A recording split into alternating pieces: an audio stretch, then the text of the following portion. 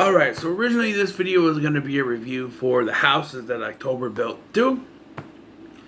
But since I wasn't very impressed with the first one, I'm going to hold off on that just a little bit. I'm going to still review it this month. I'm just going to hold off on it. So I decided to get a review out for The Exorcist 3. Yep. Even though I haven't seen the second one, but although after watching this, you don't need to. Really don't. This is a sequel that ignores the second one and kind of picks up 15 years after the events of the first one, which this takes place in 1990. So 15 years earlier would be 1975. So they're saying the first film took place in 1975, which could work. We follow Detective Kinderman, now played by George C. Scott because the original actor passed away, and we follow him as he's on an investigation of murders happening that resemble that. Hold on. Gotta turn the fan off. Of a killer known as the Gemini Killer who died 15 years earlier. When he investigates, he finds that there's a patient at a mental ward that claims to be the Gemini Killer. And when he goes to meet this patient, he finds he looks just like Father Karras from the first film. And so we find out some things about that, which I'll get into. But it's all about his investigation. And of course, there's an exorcism at the end. So originally, this film was supposed to be called Legion, based off of the book of the same name. And both William Friedkin, who directed The Exorcist, and William Peter Blatty, who wrote The Exorcist and the sequel Legion, were supposed to come in and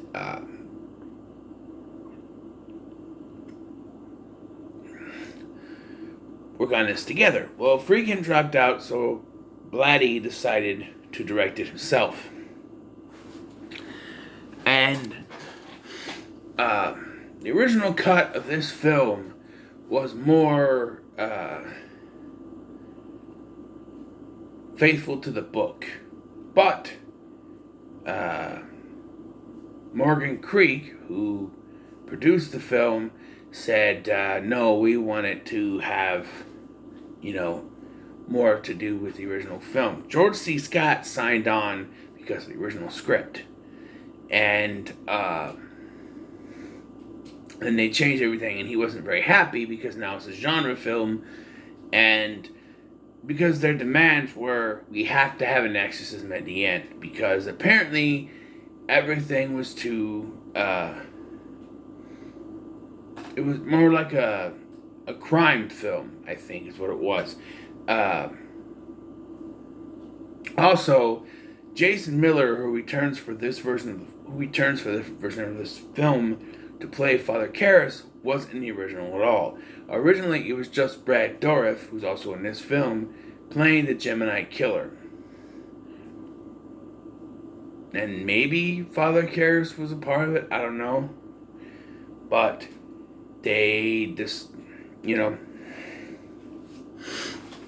they decided to bring in Jason Miller. Originally, they were going to have him in it, but then apparently he was an alcoholic, and they didn't know if he could remember his lines. He couldn't remember his lines. That was the problem. So Brad Dourif was brought in, but then when they went to do reshoots, they brought Jason Miller back in here, and he didn't have that many lines, but I think he does all right. And then they came up with this kooky thing that the Gemini Killer is in Father Karras' body, and we, the audience, see when the Gemini Killer is talking that it's Brad Dourif, but apparently to everyone else it looks like Jason Miller. And of course we have this exorcism at the end. For one, I liked this movie. I liked it a lot. I thought this was really good. I thought it's a sequel to The Exorcist. It worked. Um, from the performances of George C. Scott and uh, Brad Dourif. I almost said Matthew Broderick for some reason. Brad Dourif was. They were really good. They were really good. I was confused though because when I looked at what year this was released, I swear it said 1980, and then Father Dyer quotes Spaceballs. He says, "May the Schwartz be with you," and I'm like, wait, Spaceballs wasn't out yet. And then they said 15 years, and I suck at math. So for some reason, I thought that added up to 1980, even though if the original took place in 1975, that would be 5 years, not 15. I don't know how to count. I suck. Then I realized, watching other people's reviews, they kept saying it came out in 1990. I'm like, what? No, 1980. And I looked at 1990. I'm like, oh, okay. Okay. But that's the problem.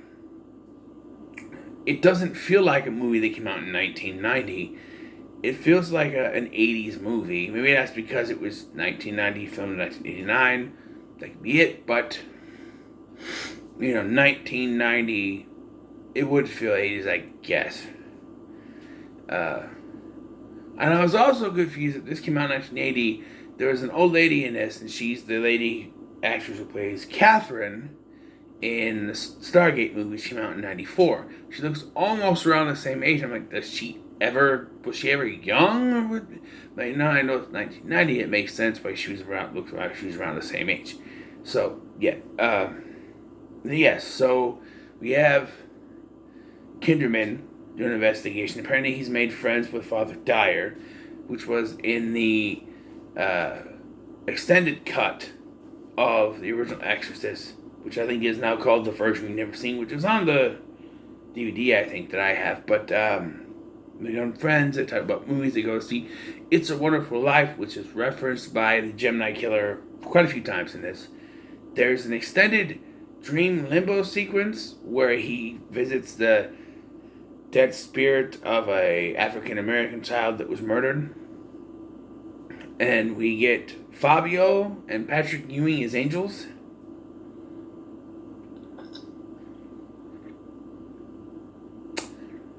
Okay. This scene could have been taken out, and you didn't need to have that in there. But it's just a weird scene. And the exorcism scene itself is actually pretty good. This Father Morning shows up. So, so before I get there, I gotta explain what's going on. So 15 years earlier, when Father Karras, took the swan dive out the window, and quote-unquote died, Pazuzu, who is never mentioned in this film by that name, is only called the Master, and I get it. Pazuzu was the name given in Exorcist 2, and since this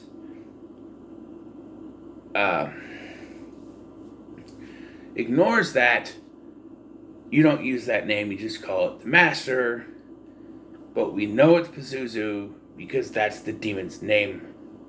We just know. And those of us who know the demon's name and he's called the Master, it's like, okay, they're going out of their way to actively ignore the second film, even going as far to not call it Pazuzu, even though that's what it is. But yes, so I'm just going to keep saying Pazuzu. So Pazuzu, apparently, this was around the same time the Gemini Killer was killed, so Pazuzu took the consciousness of the Gemini Killer and put it in Father Karras' body, but kept Father Karras' consciousness still in there, and then he was wandering around and got thrown in the asylum. My only problem is,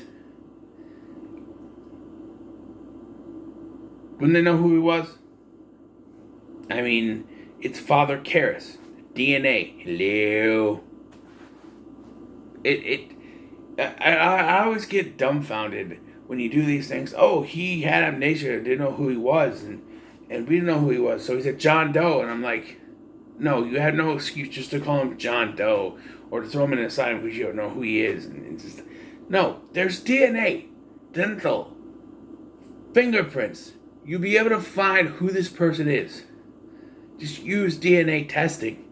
Sure, this was 1975, so we didn't have that, but just to say that this guy was wandering around with amnesia and we didn't know who he was, I'm pretty sure there were people around that knew who Father Karras was. I'm just saying. And there is one continuity error that is not really explained. According to Kinderman, he said he and Karras were friends, but if I remember correctly, in the original one, they just met for the first time, right? And they weren't really friendly towards each other. I mean, I don't remember. I haven't watched it. It's been a while. It's been a few months since I watched it. I think I did that. That might even have been last year, because that was the first Pick 10 horror, right? So that was probably last year that I did that. So it was a while ago. So it's hard to remember, but I don't remember them actually being friends. I don't know. It's weird. But, so, yes, that's the explanation we get as to why he looks like Karras, but has the Gemini killer inside of him. And apparently he can also, and I guess they needed a reason why he could stay in the asylum but still commit the murder, so he can throw his consciousness, or Pazuzu, the master, can throw his consciousness into anybody, which is why he goes into like an old lady and another old lady, and we get the old lady showing up at Kinderman's house, trying to kill his daughter, and my God, that was close. Like, he has these shears, and they're right on the neck, just as Kinderman pulls them away. I mean, one second too late, and good God, that was close. I don't know how they were able to time that with the acting. I understand they might have been like plastic and not really able to cut. It looked very close. It looks very close.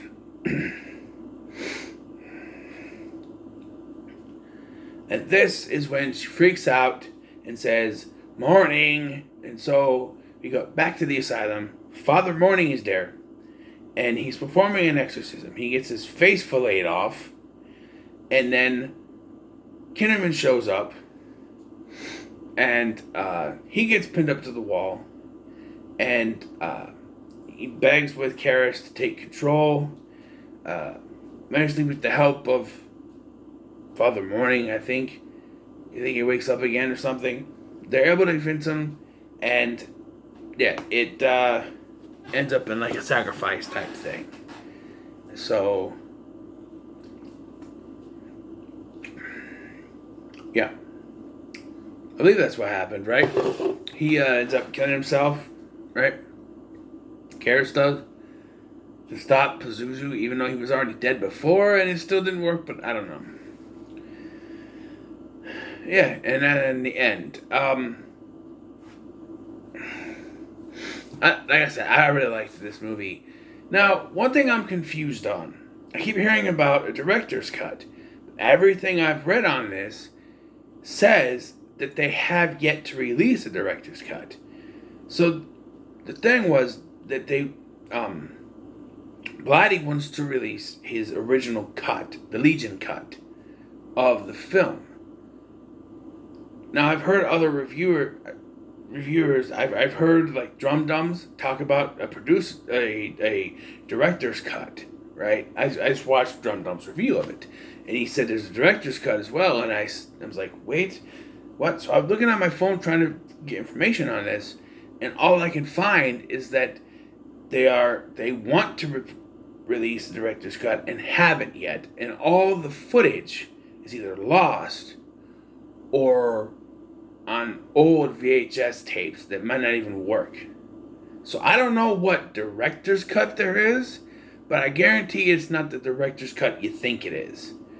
Because I haven't really found anything solid about the director's cut. If I'm wrong, please let me know in the comments.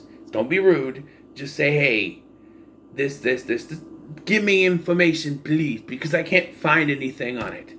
All right. Um,